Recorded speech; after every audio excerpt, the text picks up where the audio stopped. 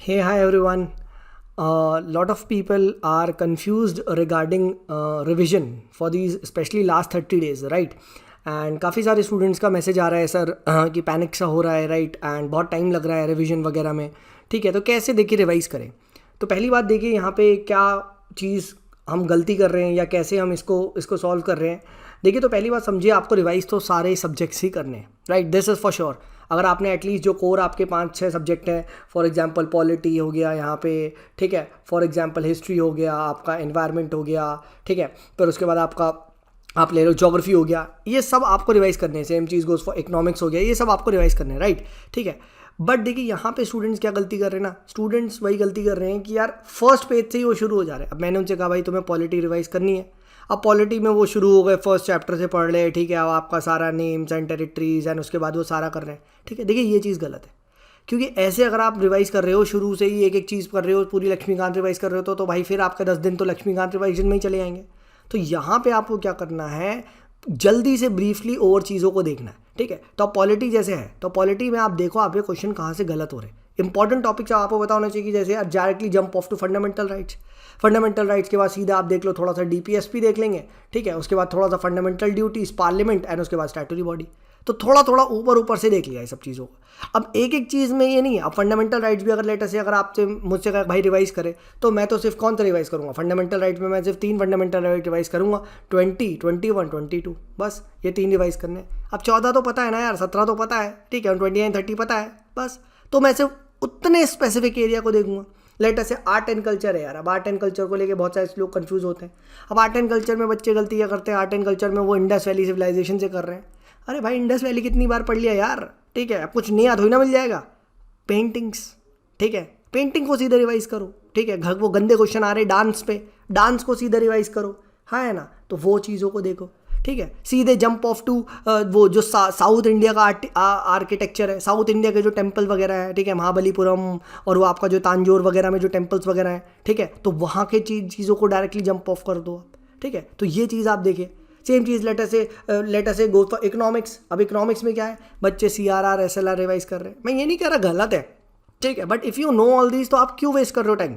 सीधे jump off to जो आपका वीक है, for example share market, balance of payment, bonds, इससे क्वेश्चन ज़्यादा आ रहा है, ठीक है। सेम चीज़ गोज फॉर हिस्ट्री। अब जैसे मॉडर्न हिस्ट्री है, ठीक है, अब now students are taking a lot of time revising revolt of 1857। अब रिवोल्ट ऑफ 1857 में क्या आएगा यार, ठीक है, जो आएगा वो सिंपल आएगा, कुछ ऐसा कोई आउट ऑफ द ब्लू थोड़ी ना क्वेश्चन आ जाएगा। तो सीधा जंप ऑफ टू उल्टा, क्या सिविल सर्विस रिवाइज करो under British, judiciary under British, education under British, इसके अंदर से घटिया क्वेश्चन आ रहे हैं, हाँ है ना? ट्राइबल मूवमेंट्स, इनको रिवाइज करो आप सीधे, ठीक है। नेशनल मूवमेंट को इंस्टेड ऑफ गोइंग सीधा, गो उल्टा, 1939 से 1942 का फेज रिवाइज कर लो जल्दी से, ठीक है। गांधी के एंट्री टाइम में, उस टाइम में होम रूल लीग वाला देख लो जल्दी से, ठीक है। तो ऐसे आपको जल्दी जल्दी चीज़ों को देखना है, रादर देन कि एक पेज से शुरू कर रहे हैं एंड वो एक चैप्टर रिवाइज करा, 2 चैप्टर, भाई फिर तो ऐसे तो कभी रिवीजन पूरा ही नहीं होगा ना।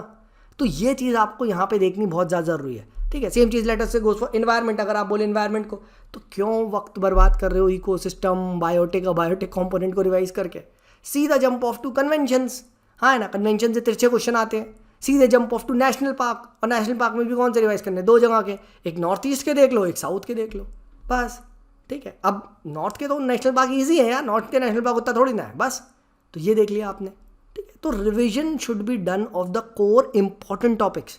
स्टूडेंट सोचते सर हम तो फंडामेंटल राइट्स वगैरह रिवाइज कर रहे हैं। अरे भाई पॉलिटी अगर तुम्हारी अच्छी है तो don't revise polity, don't revise polity. अपना ज़्यादा टाइम आप एनवायरनमेंट को दो, इकोनॉमिक्स को दो, मॉडर्न हिस्ट्री को दो। अब एंशंट हिस्ट्री है, एंशंट हिस्ट्री में डोंट स्पेंड योर टाइम उस टाइम पैलियोलिथिक, मीजोलिथिक, वो तो पता है ना, ठीक है। सीधे jump off to the times of early Vedic and उसके बाद लेटर वैदिक के बाद आपका जो ये मौर्य वगैरह में आ गए आप, ठीक है। सेम चीज़ गोज फॉर मिडाइवल। मिडाइवल में क्या है, अब बच्चे गुप्ता पीरियड को ज़्यादा रिवाइज कर रहे हैं, इंस्टेड सीधा दिल्ली सल्तनत पे आओ, ठीक है, सीधा आप वो मुगल के टाइम पे आओ, उस पर क्वेश्चन आ रहा है।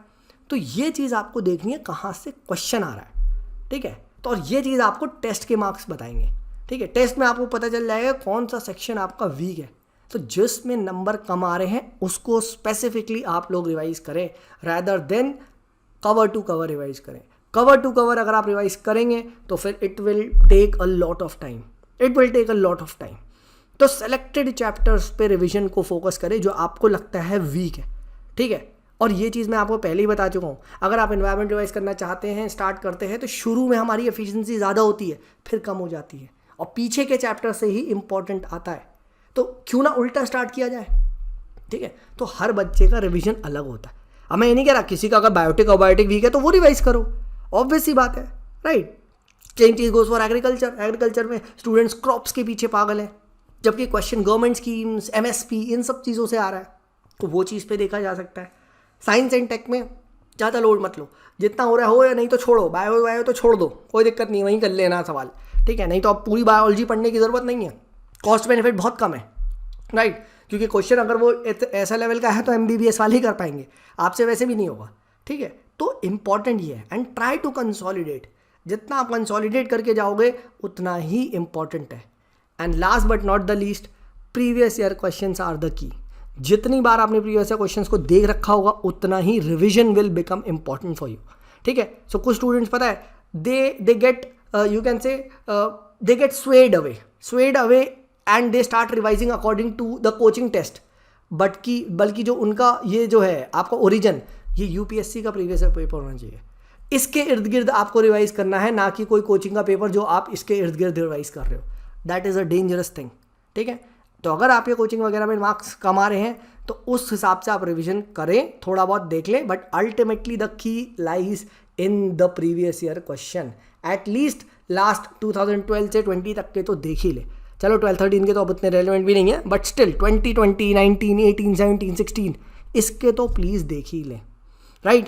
एंड थर्ड, करंट अफेयर्स का जो फोबिया है उसमें मत फंसें, क्या पूरे टाइम ही करंट अफेयर्स करे आ रहे, क्योंकि वो तो अनंत है।